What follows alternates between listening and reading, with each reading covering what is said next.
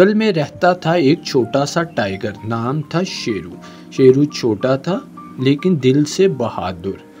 ایک دن جنگل میں چلتے ہوئے شیرو کی ملاقات ہوئی ایک رونے والے چھوٹے ہرن سے۔ شیرو نے پیار سے پوچھا، تم کیوں رو رہے ہو چھوٹے؟ ہرن نے آنسوؤں میں ڈوبے جواب دیا، میں اپنی ماں سے بچھڑ گیا ہوں اور مجھے بہت ڈر لگ رہا ہے۔ شیرو نے اسے تسلی دی، رونا نہیں، میں تمہاری مدد کروں گا، ہم مل کر تمہاری ماں کو ڈھونڈیں گے۔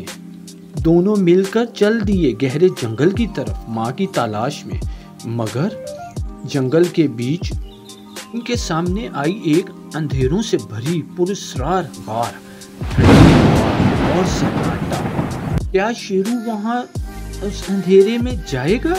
کیا ہرن کی ماں وہاں ہے؟ تو جاننے کے لیے دیکھتے رہیے جنگل کا چھوٹا ٹائیگر۔